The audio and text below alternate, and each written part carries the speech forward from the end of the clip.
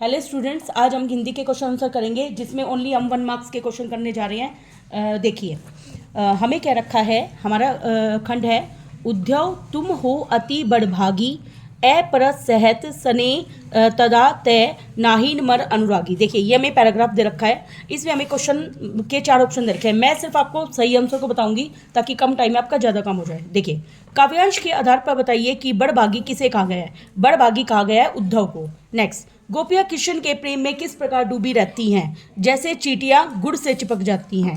Next, प्रस्तुत पद्यांश किस पाठ से लिया गया है और उसके कवि का नाम बताइए। यह पद और सूरदास है इनके कवि। नेक्स्ट, प्रस्तुत काव्यांश में गोपियों ने स्वयं को क्या कहा है, अबला और भोली। क्या कहा है, अबला और भोली। नेक्स्ट, गोपियों ने उद्धव की तुलना किससे की है, कमल के पत्तों से भी और तेल के गागर से भी। नेक्स्ट अपना क्वेश्चन, प्रस्तुत काव्यांश में हारिल की लकड़ी किसे कहा गया है, श्री कृष्ण को। गोपियों को उद्धव द्वारा लाया गया योग का संदेश किसके समान लगता है, कड़वी ककड़ी के समान। तिन्ही ले सोपौ पंक्ति में किसकी ओर संकेत किया गया है, जिसका मन चक्री के समान चंचल है। नेक्स्ट, काव्यांश के आधार पर बताइए कि गोपियों ने मन वचन और कर्म से किसको अपने हृदय में बसाया है, श्री कृष्ण को। नेक्स्ट, गोपियों ने अपने मन में कैसे बताया है, स्थिर। अपने मन को कैसा बताया, गोपियों ने स्थिर बताया है। नेक्स्ट क्वेश्चन अपना, मथुरा जाते समय श्री कृष्ण गोपियों का क्या लेकर गए, मन लेके गए थे। नेक्स्ट, उद्धव भले लोग आगे के पर हिल डोलत धाय, इस पंक्ति का क्या आशय है। उद्धव भले लोग आगे के पर हिल हित डोलत धाय, इस पंक्ति का क्या आशय है कि पहले के लोग भले थे जो दूसरों की भलाई के लिए दौड़े चले आते थे। नेक्स्ट, गोपियाँ राज धर्म की बात किससे कहती है, उद्धव से। नेक्स्ट क्वेश्चन, गोपियाँ उद्धव की बात सुनकर निराश क्यों हो गई, क्योंकि उद्धव उनके लिए श्री कृष्ण द्वारा भिजवाया गया योग का संदेश लेकर आए थे। नेक्स्ट, गोपियों ने श्री कृष्ण को राजा के कौन से कर्तव्य बताए हैं। एक तो राजा किसी भी स्थिति में प्रजा को परेशान नहीं करता, प्रजा को दुखी नहीं करता, अन्याय का विरोध करता है। ये सभी आंसर आएंगे। नेक्स्ट क्वेश्चन, उद्धव द्वारा दी गई योग संबंधी शिक्षा को गोपियाँ कैसा बताती हैं, कड़वी ककड़ी के समान। गोपियों के अनुसार किसने राजनीति की शिक्षा प्राप्त कर ली है, कंस ने। गोपियों को उद्धव का शुष्क संदेश पसंद न आने का मुख्य कारण था गोपियों का ज्ञान मार्ग के स्थान पर प्रेम मार्ग को पसंद करना। नेक्स्ट, कृष्ण द्वारा चुराई गई अपनी किस वस्तु को गोपियाँ वापस लेना चाहती हैं, मन को। सूरदास के पद अबला हम गोरी गुर चाटी जो पागी से गोपियाँ क्या कहना चाहती हैं, गोपियाँ कहना चाहती हैं कि भली गोपियाँ श्री कृष्ण के प्रेम में डूबी हैं, जैसे चींटी का गुड़ से प्रेम है। नेक्स्ट, गोपियाँ श्री कृष्ण को किसके समान मानती है, हारिल की लकड़ी के समान। नेक्स्ट क्वेश्चन, गोपियों के अनुसार श्री कृष्ण ने किस मर्यादा का पालन नहीं करा, प्रेम की मर्यादा का। नेक्स्ट, गोपियाँ उद्धव से योग रूपी व्याधि को किसे देने के लिए कहती है, अस्थिर मन वाले व्यक्ति को। गोपियाँ उद्धव को बड़भागी क्यों कह रही हैं, उन पर व्यंग्य करके। सूरदास के पद के आधार पर बताइए कि गोपियों ने व्यंग्य करते हुए किसे भाग्यशाली कहा है, सूरदास को। गोपियों के अनुसार श्री कृष्ण अपने किस कार्य द्वारा उन पर अन्याय कर रहे हैं, योग का संदेश भिजवाकर।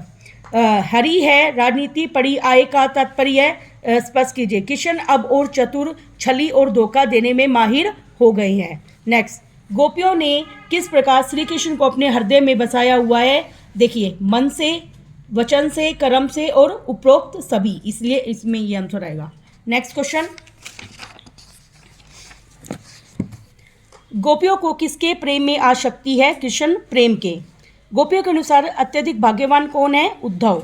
नेक्स्ट, गोपियों ने उद्धव के कृष्ण प्रेम से विरक्त रहने की तुलना किससे की है, कमल के पत्ते से। गुर चाटी जो पागी पंक्ति में चींटी की तुलना किससे की गई है, गोपियों से।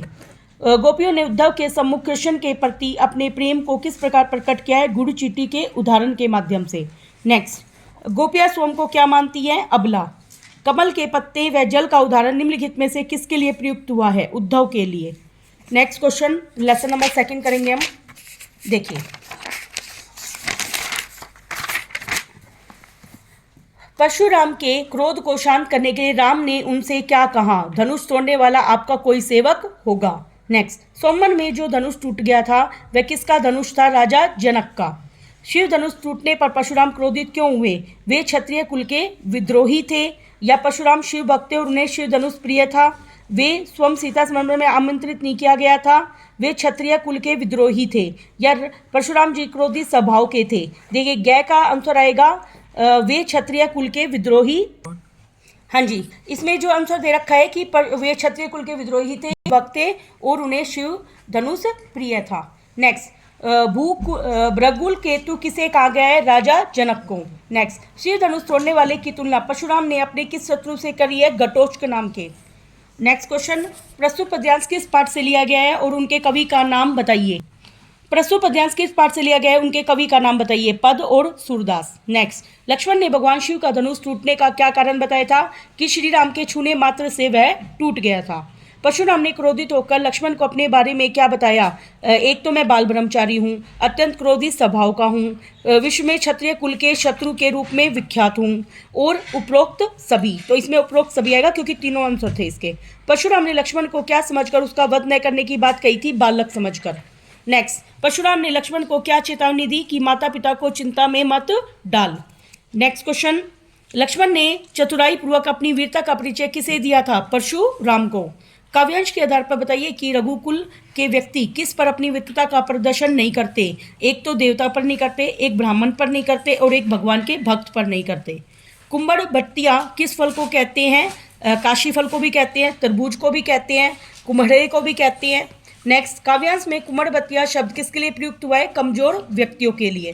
काव्यांश के आधार पर बताइए कि कौन फूंक से ही विशाल पर्वत को उड़ा देता था? परशुराम जी। नेक्स्ट, लक्ष्मण ने वीरों और कायरों को की जो पहचान बताई है उसके अनुसार क्या सही नहीं है? एक तो वीर शत्रु समक्ष अपने प्रताप का वर्णन। नेक्स्ट, क्रोध में भरकर परशुराम ने लक्ष्मण को क्या कहा? सूर्यवंश में चंद्रमा के समान कलंकी बताया। परशुराम ने विश्वामित्र से किस प्रकार लक्ष्मण को समझाने की बात कही है? अपने प्रताप बल और क्रोध के वर्णन द्वारा। नेक्स्ट, लक्ष्मण के अनुसार परशुराम के मुंह से अपशब्द शोभा नहीं देते, क्यों? वे वीर और धीर हैं। लक्ष्मण ने परशुराम से कहा कि आपके रहते आपका सुयश और कौन बता सकता है? ऐसा कहने के पीछे मंतव्य है व्यंग्यात्मक। नेक्स्ट क्वेश्चन, काव्यांश के आधार पर बताइए कि लक्ष्मण के किस कथन से उनकी निडरता का परिचय मिलता है? परशुराम से यह कहना कि बार बार आवाज लगाकर काल को मेरे लिए बुला रहे हो। नेक्स्ट क्वेश्चन, परशुराम ने लक्ष्मण को कैसे बालक की संज्ञा दी है? कटु बोलने वाले। नेक्स्ट, काव्यांश के आधार पर बताइए कि परशुराम ने क्या समझकर लक्ष्मण को बचाया? बालक। परशुराम लक्ष्मण पर क्यों क्रोधित हो गए? एक तो लक्ष्मण के कठोर वचन सुनकर, दूसरा लक्ष्मण की व्यंग्य भरी बातें सुनकर। काव्यांश के आधार पर बताइए कि परशुराम के क्रोध को देखकर कौन खड़ा हुआ था? विश्वामित्र। नेक्स्ट, परशुराम ने अपने फरसे से किसकी भुजाओं को काट डाला था? सहस्त्रबाहु, जिसका दूसरा नाम सहस्त्र अर्जुन भी था क्योंकि उसमें 1000 भुजाओं का बल था। नेक्स्ट, लक्ष्मण के अनुसार निम्नलिखित में से क्या वीर योद्धा की विशेषता है? युद्ध क्षेत्र में अपना प्रताप और कौशल दिखाते हैं वीर योद्धा। नेक्स्ट, राम लक्ष्मण परशुराम संवाद कविता के संदर्भ में शिव धनुष टूटने की आवाज सुन परशुराम ने क्रोधित होते हुए पूछा कि धनुष किसने तोड़ा है? उसका उत्तर किसने और क्या दिया? लक्ष्मण ने कहा कि शिव धनुष राम ने तोड़ा है। नेक्स्ट, कुंभड़वतिया की विशेषता क्या है? तर्जनी उंगली के संकेत मार्ग से मुरझा जाती है वो। बाल दोष गुण जनही ना साधु, यह कथन किसका है? विश्वामित्र का। निम्नलिखित में से परशुराम की विशेषता क्या नहीं है? क्षत्रिय कुल का संरक्षक, ब्राह्मण कुलोत्पन्न, क्रोध एवंकारी या बाल ब्रह्मचारी। देखिए, क्षत्रिय कुल का संरक्षक नहीं थे वो, क्योंकि वो तो उनको विनाश करते थे उनका। परशुराम द्वारा लक्ष्मण को मारने के लिए फरसा उठाने पर सभा में उपस्थित लोगों की क्या प्रतिक्रिया हुई? सभाजन हाहाकार मचाने लगे। नेक्स्ट क्वेश्चन, जल सम वचन किसके थे? राम जी के। परशुराम के क्रोध का मूल कारण क्या था? शिव धनुष का टूटना। नेक्स्ट, देखिए अब हम थर्ड काव्य गत पे आ चुके हैं। देखिए अभी हम थोड़ा सा और रह रहा है, इसे और करते हैं। ब्याज देने के संदर्भ में लक्ष्मण ने किसके समक्ष प्रस्ताव रखा था? परशुराम के। लक्ष्मण ने के किन शब्दों से परशुराम पुनः क्रोधित हो गए? एक तो हे नृपदोही, मैं ब्राह्मण समझकर आपको बचा रहा हूँ। दूसरा, हे ब्राह्मण देवता लगता है, रणधीर वीरों से आपका सामना कभी नहीं हुआ। नेक्स्ट क्वेश्चन, काव्यांश के आधार पर बताइए कि सभी में हाय हाय की पुकार क्यों मची? लक्ष्मण वध की संभावना से। नेक्स्ट, काव्यांश के आधार पर बताइए कि किसकी बात सुनकर सभा में उपस्थित लोग यह अनुचित है कहकर पुकारने लगे? लक्ष्मण की। लखन उत्तर आहुति सरसी भृगु बर कोपु करसानु पंक्ति का भाव स्पष्ट कीजिए। लक्ष्मण के उत्तर परशुराम की क्रोधाग्नि में आहुति के समान कार्य कर रहे थे। नेक्स्ट क्वेश्चन, परशुराम ने लक्ष्मण की शिकायत किससे की थी? विश्वामित्र से। रघुकुल के लोग किस किस पर प्रहार नहीं करते? देवता, क्षत्रिय, शिव के भक्त और गाय पर। नेक्स्ट, अब हम नेक्स्ट करेंगे आत्मकथ्य वाला। देखिए, कवि पद्यांश में किसके माध्यम से अपनी कथा का उल्लेख करते हैं? भोरे किसके माध्यम से दिखा रखा है इसमें? भोरे के माध्यम से। कवि का जीवन किससे भरा हुआ है? सुखों से और अभावों से। कवि ने अपने मन को किसके समान बताया? खाली गागर के समान।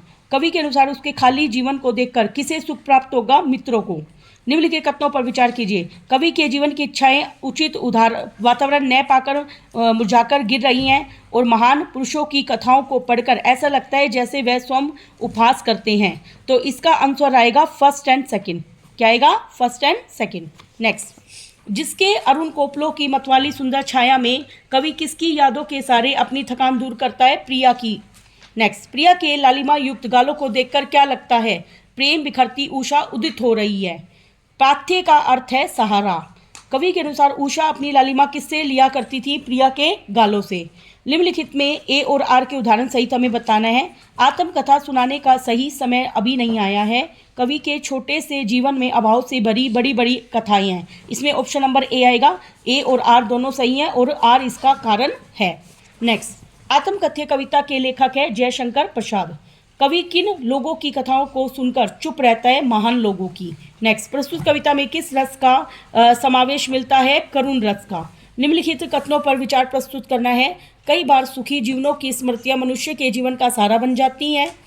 सुख तो मेरी बाहों में आने से पहले ही मुस्कुरा कर भाग जाता है। तो इसका आंसर नंबर आएगा केवल 3 में दे रखा। कवि अपनी निर्धनता को देखकर बहुत दुखी था। नेक्स्ट, गागर रीति का अर्थ है खाली घड़ा। देखिए, नेक्स्ट है पद्यांश के अनुसार कवि को इस दुनिया से क्या मिला है? धोखा। कवि को किसकी प्राप्ति नहीं हुई है? सुख की। कवि की चांदनी रात में किसके समान बातें होती थी? प्रिया के साथ। आलिंगन का अर्थ है दुर्भाग्य। एक मिनट, आलिंगन का अर्थ घय भाग, एक मिनट, घय का आंसर आना चाहिए यहाँ पे दुर्भाग्य। नेक्स्ट, निम्नलिखित कथनों पर विचार प्रस्तुत कीजिए। निम्नलिखित कथनों पर विचार कीजिए। कवि की अभिलाषाएं कभी सफल नहीं हुई। मुझे जीवन में वह सुख कहाँ मिला जिसका स्वप्न देखकर मैं जाग गया। और कवि सरल मन वाले लोगों का मजाक उड़ाता है। इस कथनों में से कौन सा कथन सही है? पहला और दूसरा। नेक्स्ट, आत्मकथा कविता के आधार पर बताइए कि किसके गालों को देखकर ऐसा लगता है कि मानो प्रेम बिखरती उषा उदित हो रही है? प्रिया के गालों से।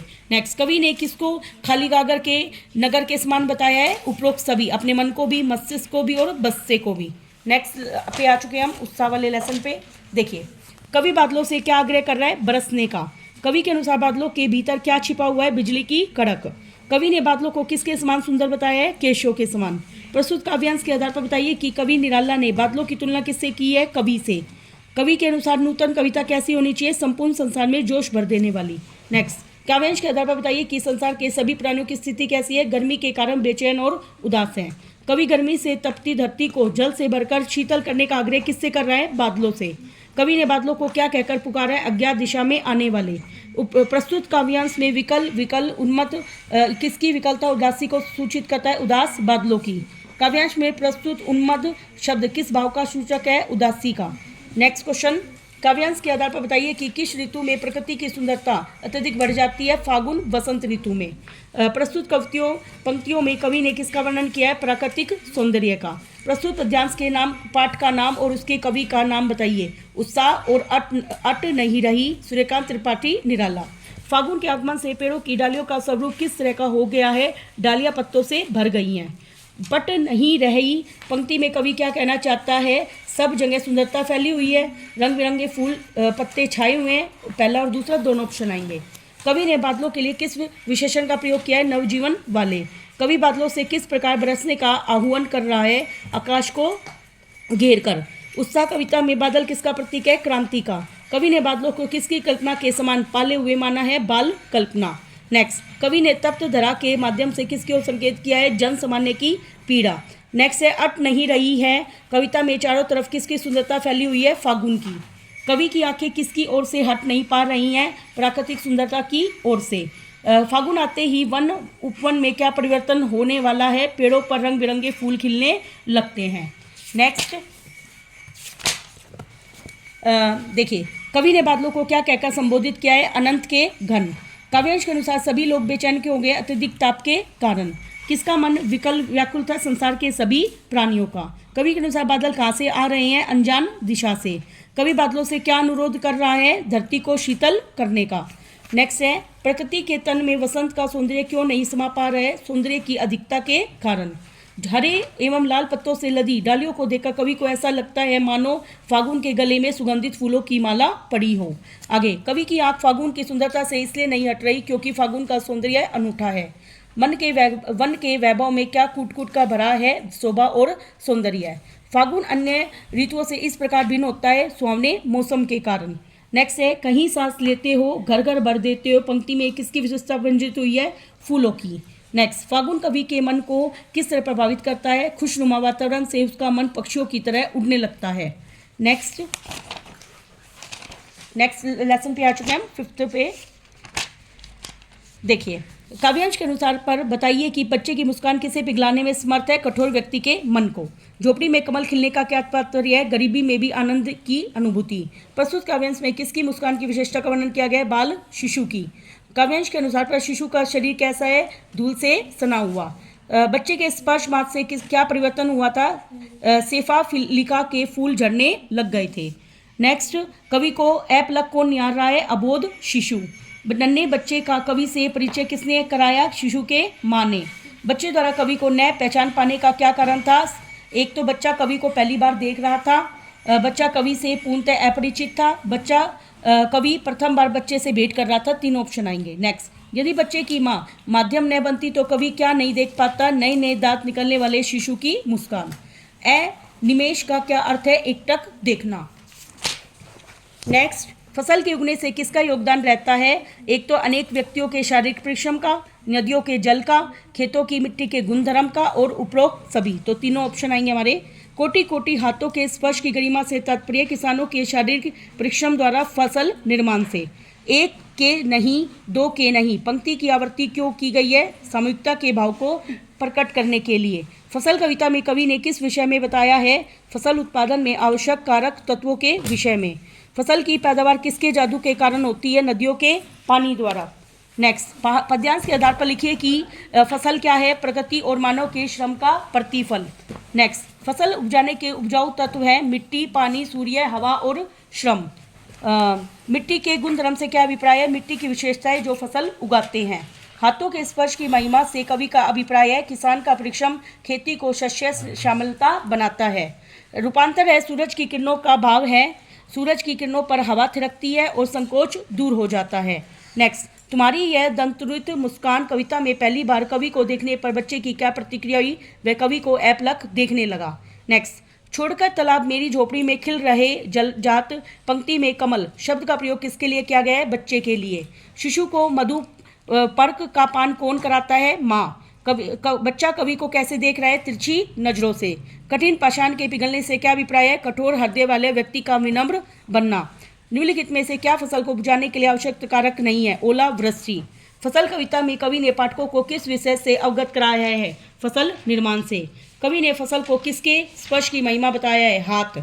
फसल कविता में फसल की श्रेष्ठ परिभाषा के साथ प्रकाश में आए अन्य बिंदु हैं कि कृषि संस्कृति से निकटता, प्रकृति एवं मनुष्य के सहयोग से सर्जन। नेक्स्ट, प्रस्तुत काव्यांश में कवि स्वयं को क्या कहता है? एक तो देखिए बेटा, कहता है वो चीर प्रवासी और एक बोलता है अतिथि। चीर का मतलब होता है देर तक, प्रवासी का मतलब रहने वाला। कवि बच्चे का किससे संपर्क न होने की बात कह रहा है? स्वयं से। काव्यांश में किसकी आंखें 4 होने की बात कही गई है? कवि और बच्चे की। किसकी उंगलियां शिशु को मधु पर्क का पान कराती है? बच्चे की माँ की। कवि को क्या छविमान लगता है? बच्चे की दंतुरित मुस्कान। फसल वस्तुतः किसके सहयोग का परिणाम है? प्रकृति और मनुष्य का। फसल को थिरकना कौन सिखाता है? हवा। लास्ट हमारा काव्य ये पूरा हो जाएगा। देखिए, मुख्य गायक की आवाज़ कैसे होती है? चट्टान जैसी भारी। मुख्य गायक के स्वर से स्वर मिलाती आवाज़ किसकी होती है? उपरोक्त में से कोई भी नहीं। देखिए, मुख्य गायक के शिष्य की, मुख्य गायक के अनुज की, संगीत सीखने वाले कोई रिश्तेदार की। तो तीनों ऑप्शन ही नहीं है इसमें। इसमें गायक में से कोई भी हो सकता है, तीनों ऑप्शन ही कोई भी हो सकता है। चट्टान जैसे भारी स्वर से क्या अभिप्राय है? गंभीर और दमदार स्वर। निम्नलिखित में से क्या मुख्य गायक का साथ देने वाले गायक की स्वर की विशेषता नहीं है? दमदार। किसकी आवाज़ में हिचक सुनाई देती है? संगीतकार के। नेक्स्ट, संगीतकार किस स्थिति में स्थाई को संभालने रखने का कार्य करता है जब मुख्य गायक अन्य हद में भटक जाता है। प्राचीन काल से ही संगीतकार क्या कार्य करता आया है? मुख्य गायक की आवाज़ में अपना स्वर मिलाता आया है। संगीतकार की क्या भूमिका होती है? मुख्य गायक के गायन के स्थाई को पकड़े रखना। प्रस्तुत काव्यांश में किसके महत्व को बताया गया है? संगीतकार के। नेक्स्ट, नौसिखिया किसे कहा गया है? मुख्य गायक को। संगीतकार किस प्रकार मुख्य गायक को यह एहसास दिलाता है कि वह अकेला नहीं है? मुख्य गायक के टूटे स्वर में अपना स्वर मिलाकर। संगीतकार के स्वर में हिचक इसलिए सुनाई देती है क्योंकि वह मुख्य गायक का मान बनाए रखना चाहता है। तार सप्तक गाते समय मुख्य गायक का स्वर मंद क्यों पड़ जाता है?